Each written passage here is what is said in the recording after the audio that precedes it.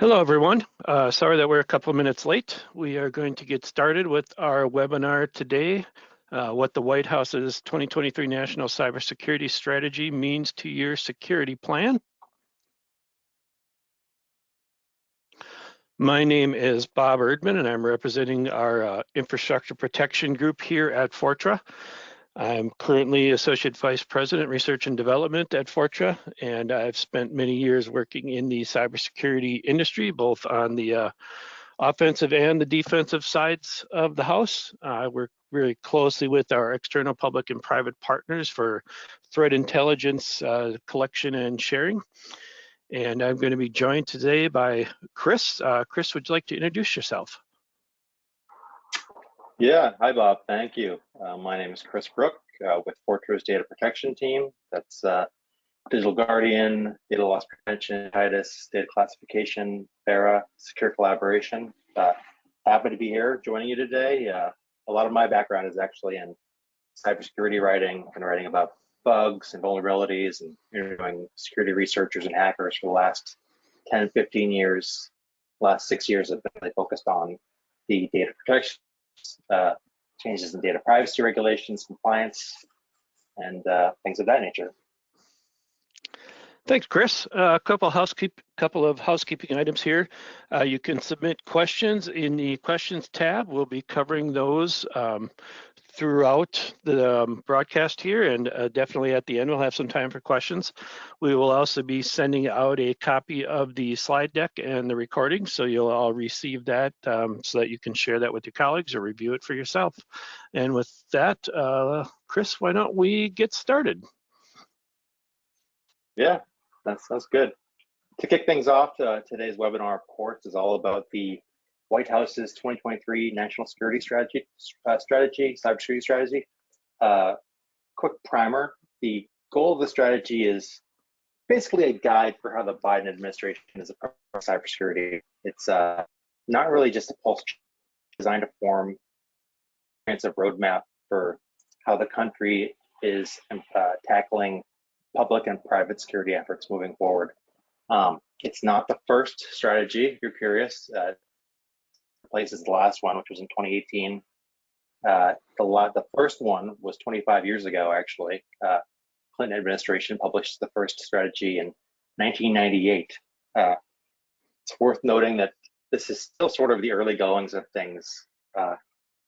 Little of what we discussed today will actually be binding for businesses. The aim of the strategy is to shift from voluntary guidelines to mandatory cyber regulations, and obviously these things take time. Organizations that are going to be impacted by the strategy, we're talking about financial services companies, energy sector, healthcare companies, software and technology providers. They should probably assess the plan alongside their own security operations as it moves forward. So, next slide.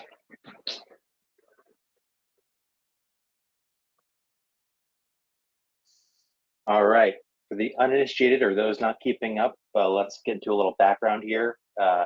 This is not a new thing that the US is doing. We've seen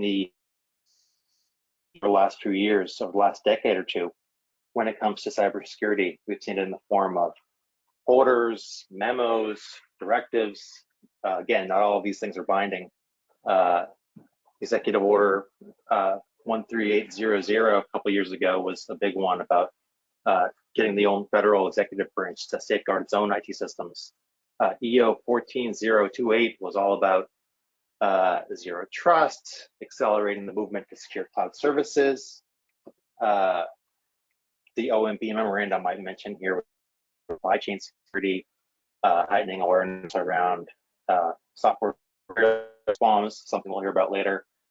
And then, of course, you're probably all no doubt familiar with the work of CISA, Department of Homeland Security, Cybersecurity and Infrastructure Security Agency. Obviously, they've done a lot of work over the last 10 years or so when it comes to heightening awareness about security, presenting at conferences like DEFCON, Black Hat, RSA, and sounding the alarm about big-time vulnerabilities like Log4j, Windows Print Spooler, basically the directives that require emergency action to those impacted. Next slide. A couple other things here, just to pile on. In addition to the cybersecurity strategy, which we'll get into today, we've seen the Pentagon earlier this year embraced the idea of defend forward, basically getting organizations to adopt an offensive mind frame when it comes to protecting critical infrastructure. Just basically want DoD to protect the American people by disrupting cyber activities before they reach domestic networks. The SEC, this is a big one too. I know I saw it on LinkedIn a lot over the summer. The SEC in July announced that it wants to hold CISOs more accountable, getting them to report more breaches in 4 days, describe how their board manages cybersecurity risk. Those are obviously still a little bit of a ways out, but just showing the changing of the tides as far as how the government views cybersecurity and how they are going to view it in the lens of compliance. All right, next slide. So the last strategy, if you're familiar, was only 4 pillars. This one is 5, a nice round 5 pillars. Making no mistake, this is a lengthy document with multiple strategic objectives. We're not going to cover every little bit and piece today. It's going to be a process. Some of the things in this document might take years to achieve. We're going to try to touch on it in broad strokes today. We'll touch on each bullet point for each pillar, and then Bob will chime in after each one to give some best practices and guidelines and how Fortra can help your organization make sure it's on the right path to implementing some of those objectives. All right. Slide number 1, or sorry, pillar number 1 rather. There's a lot to this pillar, but a lot of the ideas are rooted in the belief that the nation's critical infrastructure needs to be defended at all costs. There's already plenty of directives in place demanding that critical infrastructures and sectors have cybersecurity requirements. But this pillar really expands on that idea. It's been driven from ransomware attacks over the past couple of years against healthcare systems, Colonial Pipeline, for instance. There are regulations that apply to, let's say, the FinServ sector or the energy grid. But this idea kind of wants to extend consistent, rational coverage across other companies. So think of companies that provide clean water and healthcare to American citizens. This pillar is a lot about communication. I mean, the government, private companies, allies, basically. So if you're a affected company and you get hit with an incident, that you have the support that you need. The White House also wants to make it so this pillar achieves an objective where they can have zero trust and modernize their IT and OT infrastructure over time. And the idea is that they can lead by example.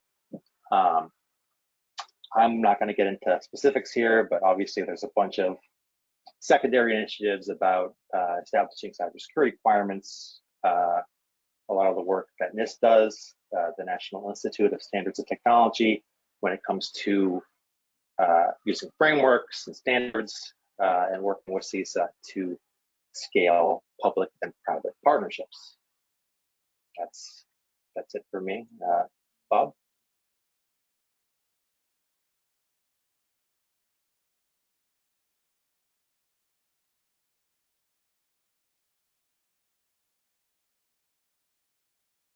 Bob?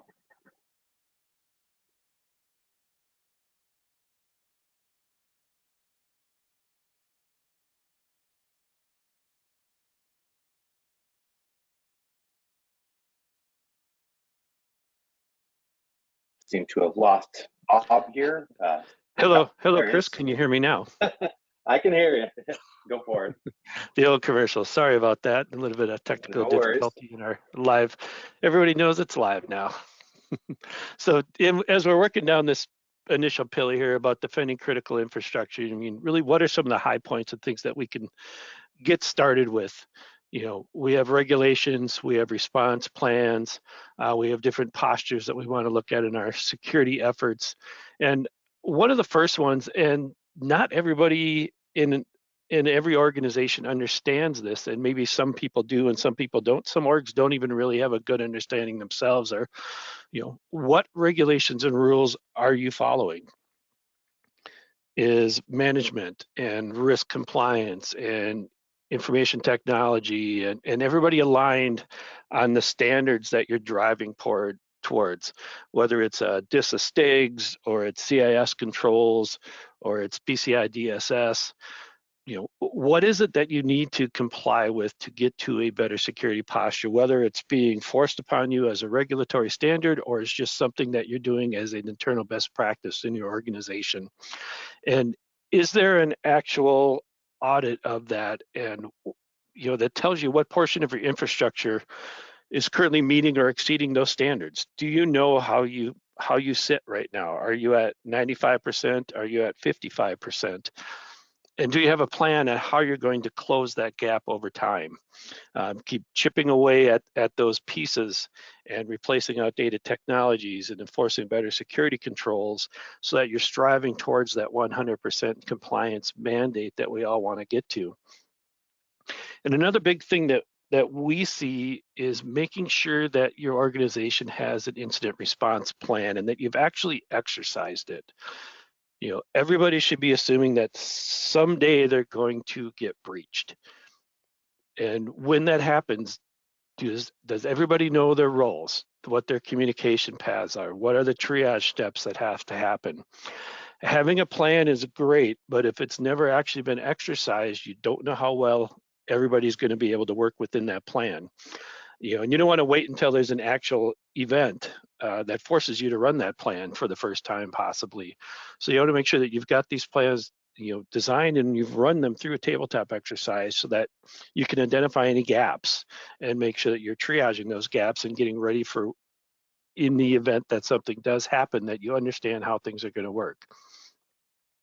One of the other things that was mentioned in there, is collaboration and coordination. And in really simple words, make friends with other like-minded entities, whether those are public, private, industry trade groups, places where you can share information safely, gather best practices, and get an idea about how people have solved some of the problems that you're going to be looking to solve, maybe contributing how you've solved them to other people. But doing our best to accelerate our progress and not have to recreate everything, and really not waiting for those regulators to force us into these security postures. We want to be, leaning forward on these things and doing our best to make sure that we are secure, that we're protecting the things that we need to protect, keeping track of our crown jewels. And by identifying those most critical assets, that lets us focus on where we want to prioritize and protect our pieces. And that's kind of the first part of leaning into that zero trust architecture. Trusting nothing, validating everything. Just because it's inside of your environment doesn't mean that you want to implicitly trust it, because if something malicious has gotten into your environment, now you may be implicitly trusting something that you don't want to be. So as you can run down those first steps of identifying your most critical assets, applications, services, that's going to let us prioritize where we want to start as we're looking to enable the creation of our zero trust security policies. And by identifying those assets, organizations can then focus their efforts on how to protect those assets. What are the attack paths that somebody might take to get to my crown jewels? How do I, stop that and then expand outward and expand outward and expand outward? And then we want to be able to understand who the users are, what applications they're using, how are they connecting those applications, and that's going to let us determine and enforce a policy that gives us secure access across all of those critical assets. And zero trust is usually associated with securing users, but a comprehensive approach also covers those applications and infrastructures.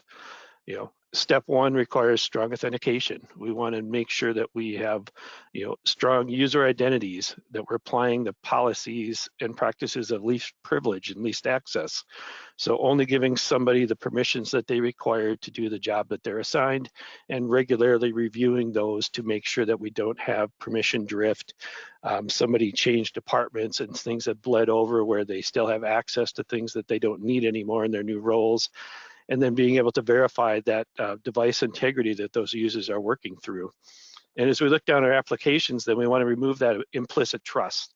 Various components of applications need to talk to each other. We need to understand what those are, and then employ that fundamental concept that we can't trust anything, and we want to continuously monitor and validate that applications are behaving as designed and as expected.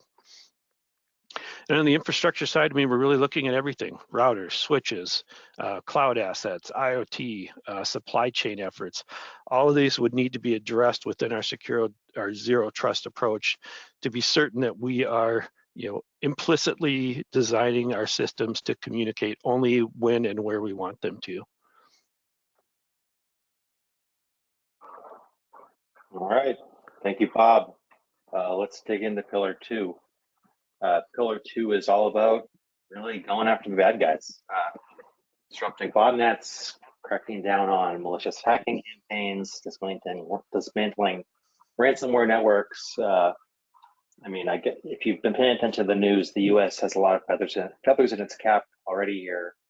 Took down the Hive group, which targeted a lot of ransomware, or targeted a lot of hospitals rather, earlier this year with ransomware. A few weeks ago, took down the Quackbot malware group. The idea here is, and it's not really surprising if you consider, the repercussions of some of these groups, is that the U.S. is viewing these things as a national security threat. It's a vicious cycle. They're raking in billions from hundreds of victims. They're operating essentially in perpetuity because of these companies that they've compromised and the victim machines that they're leveraging. In order to make headways here, the pillar relies on collaboration, information sharing, response. A lot of this pillar aims to counter cybercrime by working to better identify malicious actors with the help of these private companies who have visibility into adversary activity, not to mention the ability to deter abuse and other criminal behavior.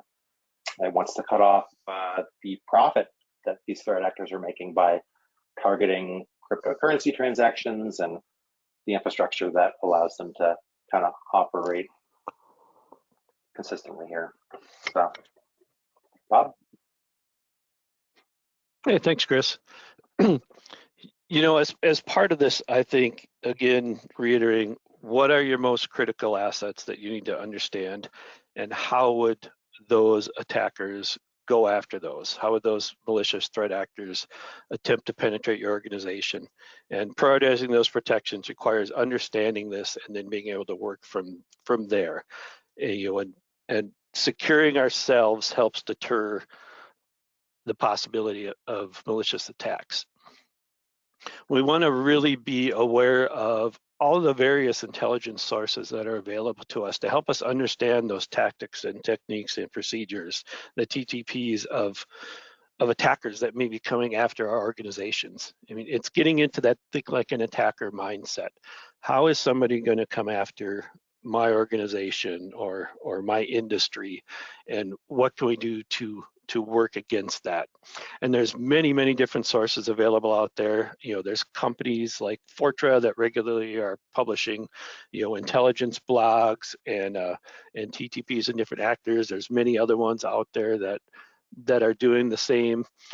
There's sources like social media. Things are always getting posted up on places like formerly known as Twitter, Discord, Telegram, other various hacking and penetration testing sites where you can get out there and kind of understand what's going on in the areas around us. tons of trade publications and industry security groups like the Information Sharing and Analysis Centers, the ISACs, that you can work with to better understand how you can take advantage of some of these information sources.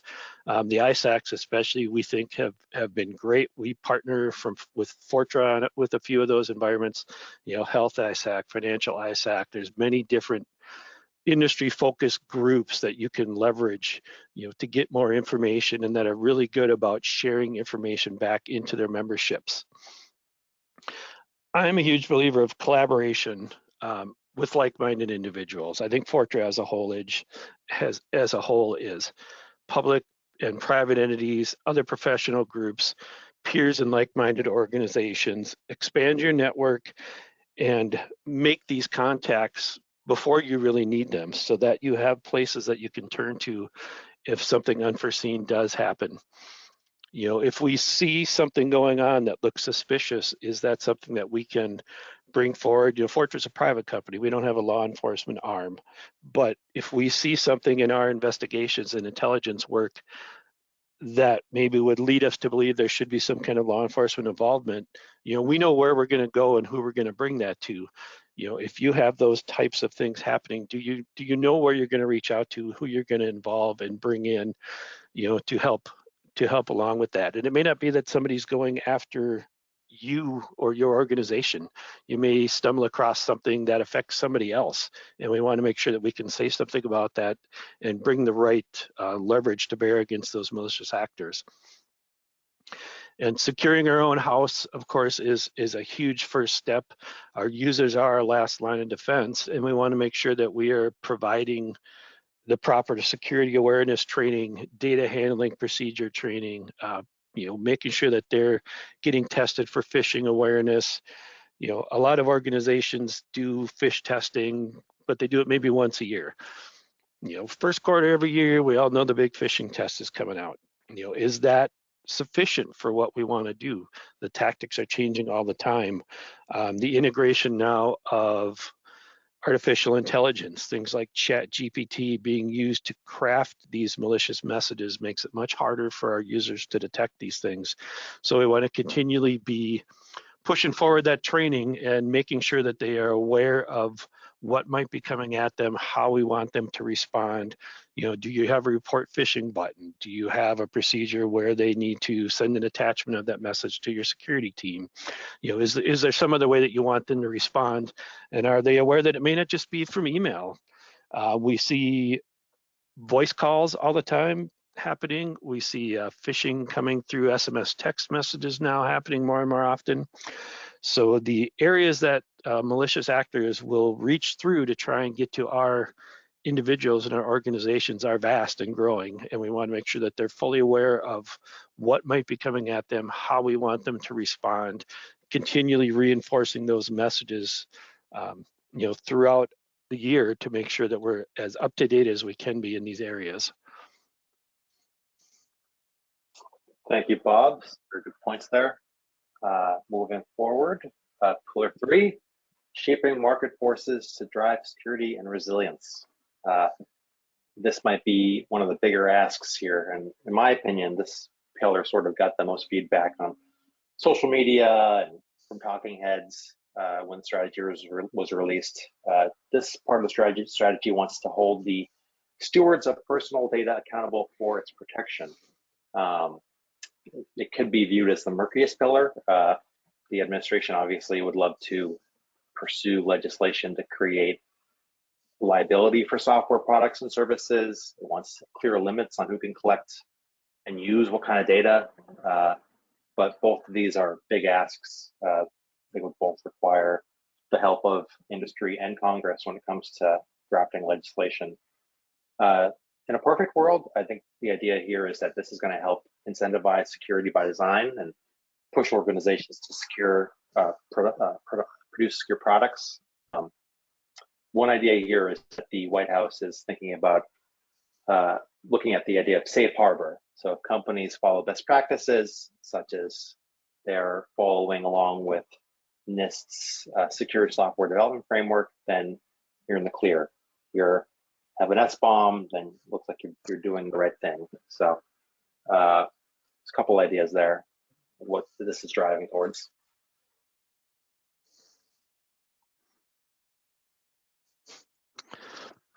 Yeah, thanks, Chris. Yeah, do you have those policies in place? Have you audited your partners and vendors? And do you understand what their policies are? Because just like our users are one of our lines of defense, our vendors are a potential weakness in our, in our infrastructure. How does your supply chain look? Do you know how resilient they are to the practices that you need to meet in your side? We want to make sure that we're holding our vendors and partners accountable to produce secure products. As a software vendor here at Fortra, more and more often we're seeing requests for SBOMs and other things like that. Is it just a checkbox item? It feels like many times. I mean, it's early on. Are people just collecting it and putting it in a drawer? Are people reviewing it and making sure that the risk profiles of the people, the partners they're interacting with, meet the risk profiles that they want to see from their vendors? And we should all be looking at that security by design, accounting for all of the components in our software builds and making sure that we understand where they're coming from. More and more often now you're seeing malicious actors trying to poison the supply chain, especially on the open source side. Putting a package up in a repository with a slightly different spelling or with some hidden software inside of it, hoping that lots of developers will now pull that package in and then poison their own applications with that malicious code. It's something we have to be aware of all the time. And we're looking at these different things like security by design and security by default practices, understanding what's included in those applications. In security by design, we're looking to create products that are safer for the end customers and changing those design and development programs to begin with a secure by design mindset. We want the security of the end customers to be a core business goal of these products. We want to start with that goal up front before development even begins. So when we're sitting down and building those first wireframes and writing those first sets of features, having that concept already anchored in our development teams so they understand that we do this from the beginning. We don't build our application and then come back and decide how are we going to secure this cool thing that we just created. So we want to make sure that our products are being built in a way that, protects against malicious cyber actors accessing devices or data or infrastructure, and making sure that our software designers are performing these risk assessments. They're identifying what potential threats could be raised through this application or infrastructure stack, and then including those protections, and also including, very importantly, the ability to extend and adapt those protections as we see threats evolving in the environments around us. And that secure by default concept really is that we want products to be securely able to be used out of the box. So we don't want to have to deploy an application and then spend 3 months hitting the security requirements buttons to get it ready for general applicability to our environments. We want as little or no configuration as necessary. Security features are available to everybody in baseline configurations. There's not an extra charge to bring the security side of your deployment in place, and that these products are really resilient against exploitation techniques that are in use today and expected to be in use tomorrow. So we can protect against the most prevalent threats and vulnerabilities without our end users having to take a lot of additional steps. We don't want to walk in with a really open baseline and then grab a requirement like a dis-a-stig and start locking everything down and see what breaks. We want to build our systems initially as a vendor to those requirements that our high security customers want to meet, and then use that as a baseline that all of our customers can get, because if we can all run securely, why would we want to deploy it insecurely? Get it to where all your customers can work from that really secure baseline. And then over time, we want to make sure that we have ways to make our customers aware if they deviate from safe configurations, which may increase their likelihood of being compromised. So if we deploy something in a secure manner and there's a knob or a dial somebody can twist that would make things less secure, we want to be sure that we're raising that awareness to that user that what they're doing potentially could expose them to further compromise by lessening the security controls that were put in place. Thank you, Bob. Moving on, pillar number 4, invest in a resilient future. This is kind of a hopeful slide here. There's a lot here looking to the future, laying the groundwork. A lot of it revolves around the idea of using federal grants to fund invest in infrastructure and the digital ecosystem. Think of things here that are vulnerable. We're talking about investing in technology that's the backbone of the internet, BGP, DNS, IPv6, investing in cybersecurity R&D, post. In order to preserve the future, this strategy, as part of the strategy, recommends investing in computer-related technologies, biotechnologies, biomanufacturing, clean energy technologies.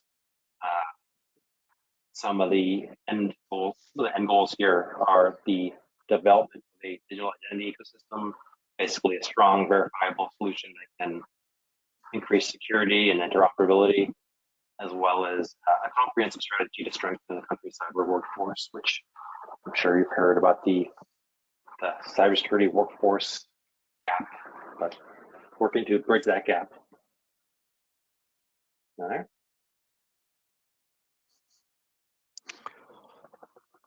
Yeah, our employees, our users, our developers, our skilled professionals, they're our last line of defense.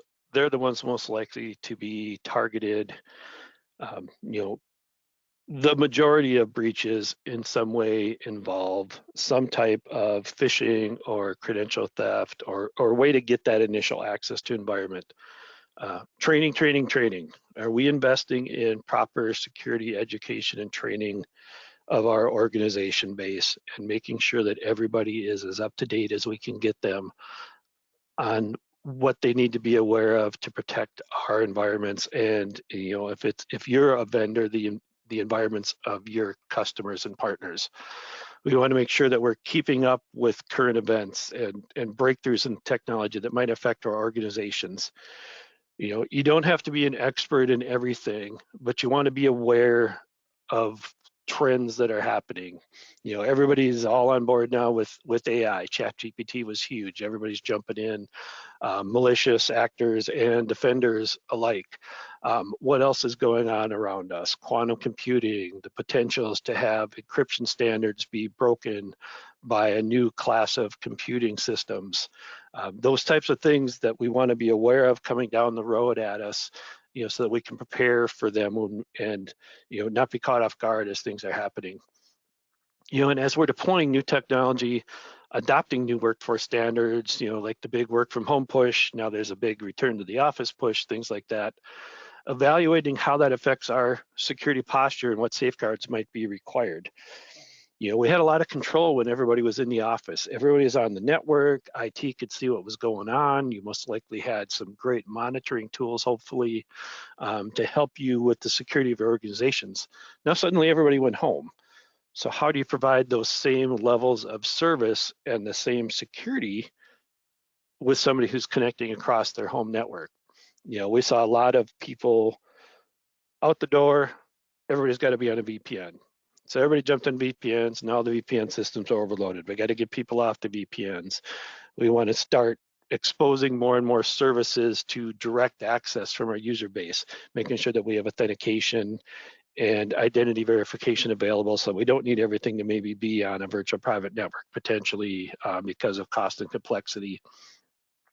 But one of the other big things that we saw is monitoring of those systems that our users are using, because when you're in the network, we've always got a connection, back to the brain, and we're able to continually keep an update. But now you're going to have a disconnected user. They may not be on the VPN even very often.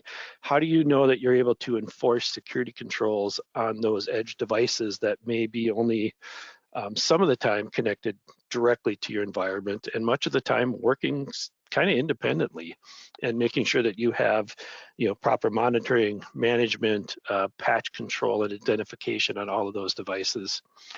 And then being aware of the tools that already exist and making sure that we're using those to the greatest effect. One of the biggest, and you see it hit on all the time, and you see reasons that it would have protected some things that happen all of the time: multi-factor identification, single sign-on, being aware of how users are connecting to those environments. Because if you have to have, something you are, something you know, something you have, if somebody compromises an identity and they know a username and potentially a password, but they can't get that other factor, that can still stop something bad from happening. So it puts that extra step in there. It makes it much harder to get a hold of all of those different pieces of an attack chain than to go in and go after you. And employing those defense in-depth policies where we are, continually adding layers of protection into our environments to help with our users and our assets, to make sure that they're not easily penetrated. And it gives us all of those different checkpoints now where we can potentially interrupt a malicious attacker or a malicious insider and stop them before additional damages can occur. Thank you. Moving on to the very last pillar, pillar 5, forge international partnerships to pursue shared goals. I feel like sounding like a broken record here, but again, this pillar is emphasizing collaboration, collaboration, collaboration. Most between allies and partners demonstrate that we're all on the right page and united against adversaries. This means, as Bob mentioned earlier, sharing, making friends and making colleagues, sharing cyber threat intel, sector-specific expertise, any information you can in order to what this pillar calls reinforce global internet freedom. We were talking earlier about ISACs. There are a handful of partnerships and councils and other coalitions out there. A handful are listed in the strategy, but I won't get into them all. But I mean, European Cybercrime Center, US, EU Trade and Technology Council, continuing to support these groups and the work they do, participating in the work they do is an important step here. Helps demonstrate solidarity and can also help speed up efforts to expose crime. And while this is ultimately in the hands of authorities, punish those behind those crimes. Can also help ensure global supply chains are secure by following best practices. And some of the also the goals of this pillar are seeing through some of those executive orders that I mentioned earlier. 13873, securing the information and communications and services supply chain, as well as CO 14034, protecting American sensitive data from foreign adversaries.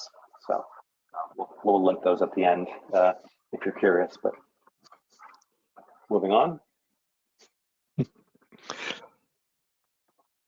Yeah, I love the idea of making connections with other entities that are sharing common goals with you or your organization, and building those places where you can reliably share information and receive advice, whether that's a public-private partnership, public-public, depending on, where you sit, in your organization, if it's peer groups.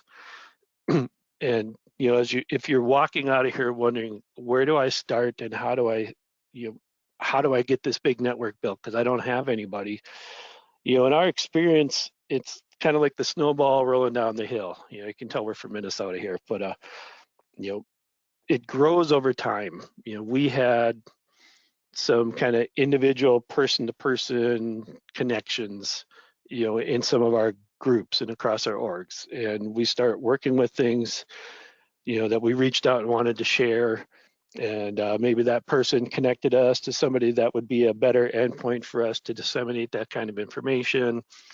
And then those people they're meeting with other people that maybe we don't know, but they realize we're working on common goals, and introductions start to be made. And then you start, participating in some of these industry groups like the ISACs, or going to meetings from cyber threat exchanges, or places like uh, CISA or Europol, or places these things are being disseminated. And the more you get involved in these things, the more you'll start to make these connections, and they spread really quickly, and you start to find maybe people you didn't think of, or partners you didn't think of, that would make great collaborators with you. And sometimes it's the enemy of my enemy is my friend. And maybe you're a vendor like us. We don't eliminate competitors from our collaboration work, because we're all in the same goal here. If we have reasons to talk and share with each other, we certainly do that. We love to work closely with other like-minded groups and individuals. Fortra has taken some big legal actions in partnership with both public and private entities. Other people have done the same thing. We love to see that. We love to contribute and help. And I think once you get rolling with that, you'll be surprised how many places you can find those like-minded individuals and entities to work with, and demonstrate that solidarity. One of those pillars was holding some irresponsible states accountable. That's not something a private entity like Fortra can do. But we can support those efforts from the government by sharing information and intelligence that we find that may help them in their efforts. Where are we seeing things? Even if you're not maybe an international company, international malicious actors may be targeting you. Quite often they're coming internationally. Even if you see maybe something originating in the US, many times it's actually being driven from outside of the US, but they're trying to bring infrastructure in to the US to eliminate some of those controls, where maybe I'm just trying to block a region or block a country. Well, if I can get something hosted up in maybe a public cloud service where it looks like it's in the US, that helps evade some of those controls. So it is a global problem, and globally there's many entities trying to solve it and defend against it. And of course, we want to, mention that Fortuitive would love to be your partner in these journeys. We have all kinds of both offensive testing and defensive security tools in our portfolios, as well as a very large security awareness, phishing training type offerings. So if you do have questions around any of those types of things, whether it's pen testing services or red teaming software, or maybe just getting started on a better vulnerability management program, we hope that you'll reach out to us and connect with us, because we'd love to have a chat with you, and help lead you along on those journeys, and work with you as a partner. We definitely like being people's security partners, and we're more than happy to speak with you about anything that you've heard on the webinar today, or maybe anything in our portfolio that you'd like to have more information on. And we do have some time here for some questions. So we'll take a look at those, see if anything, anybody has entered anything. If you do have a question popping up in your head, feel free to dump it in the questions tab now. And we'll be happy to try and answer that for you. If we can't get to everything, or we don't have a great answer right now, we'll make sure that we definitely get that done and sent back out to you. I did see something in here about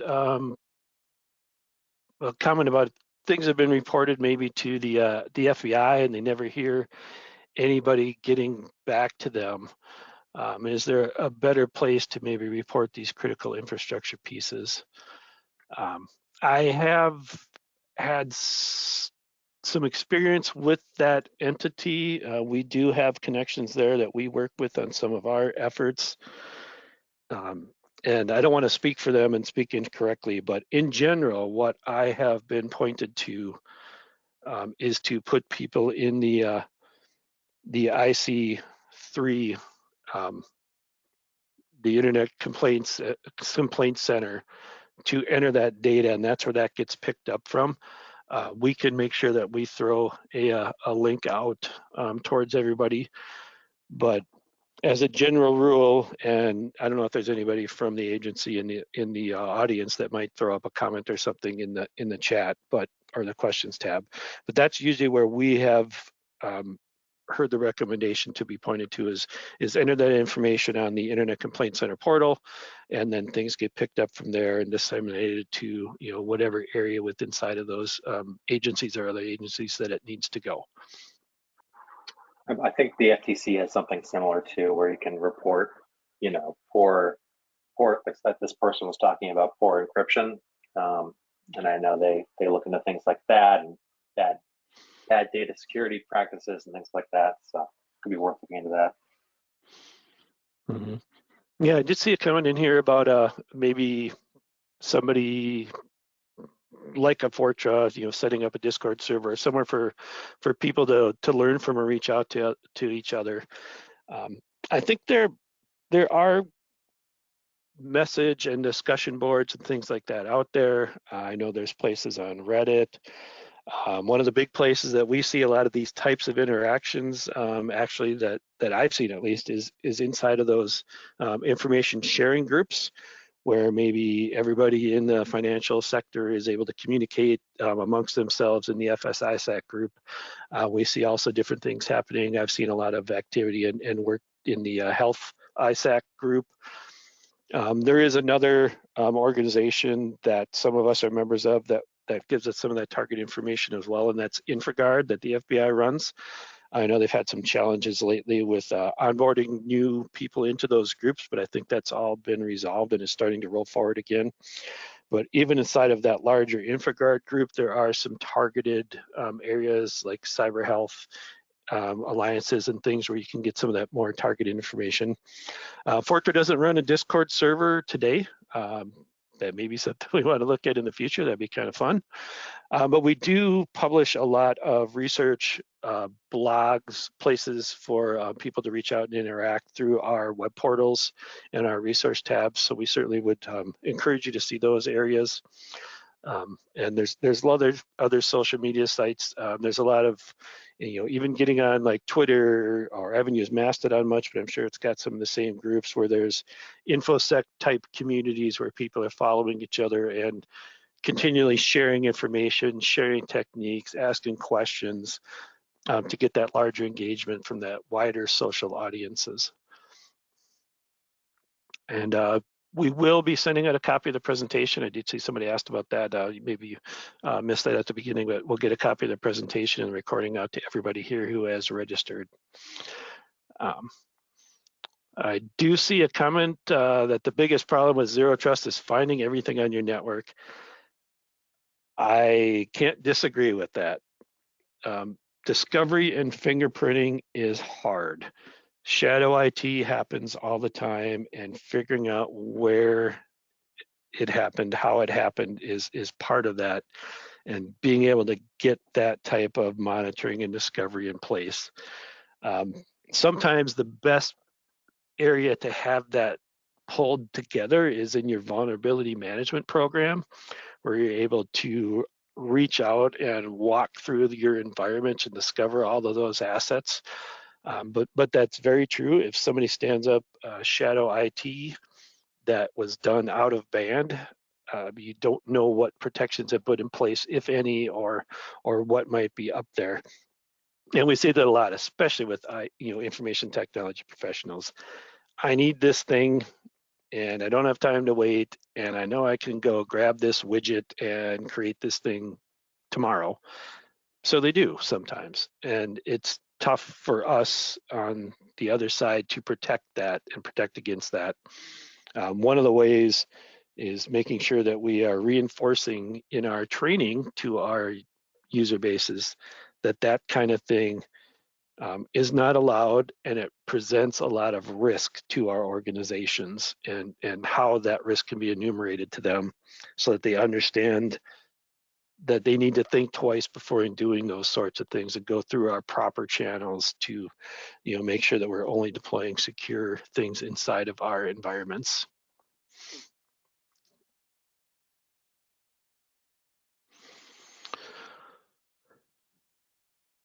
somebody asked me about, cybersecurity wins and, breaking up ransomware groups. I feel like I see these stories in the news all the time, and if you follow, even if you follow like CISA or the DOJ on Twitter, or, choose your favorite social media platform, they love to trumpet those wins. So, I mean, those are obviously good stories, and obviously find out more about those online. Yeah, there was a comment also about, not just thinking about computer IT security of your environments, but also the physical security of your environments. Definitely important. Many pen test teams, including Fortra's, will help you engage with those types of tactics. So can I hand my teenager a clipboard and put a tie on him and send him walking around the building just marking things with his pen? A lot of times you can. Act like you belong there and people let you be there. So do you also have the physical safeguards in place to protect against things like that, protect against people getting to your data centers, making sure that users understand when they get up from their desk that they need to lock their workstations, when they leave for the day that they need to secure any PII or critical information in the proper repositories, whether that's locked in their desk or locked in the right file cabinet or what have you. That whole data handling and personal awareness of their environments, needs to come through. Because in a lot of organizations, they're big and you just don't know everybody.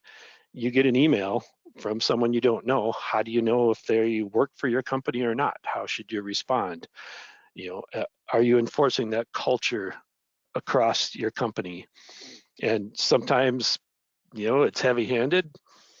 I've seen other companies where it's a little lighthearted at first. Somebody leaves their workstation unlocked, and the big deal was that they would send a Teams message to the whole company, now that person's buying donuts on Friday. But if it happens again, then the penalty phase starts to kick in. But however you decide to do that within your organizations, making sure that people are aware of those small things that you need to do to better protect your environments from the easy stuff, where you stepped away for a minute and the guy posing as a janitor walked in and started typing. Those kind of things that can lead to compromises later on, whether it's an insider threat or an external actor trying to gain access to your environments. However that might be happening, we want to take care of all of those things. So I think we have just about hit the top of our hour here. If we didn't get to your question and you had it in there, we'll make sure to get a response back out towards you. And we want to definitely thank you for joining us today. You can certainly reach out to us after this through our info@fortra.com with any other questions, comments, or concerns, and we'll make sure that we get back to you. And we hope that you will join us for a future webinar. We love presenting these and happy to do so all the time. So thank you again, everyone. And we're going to give you a couple of minutes here to get ready for your next engagement. Thank you.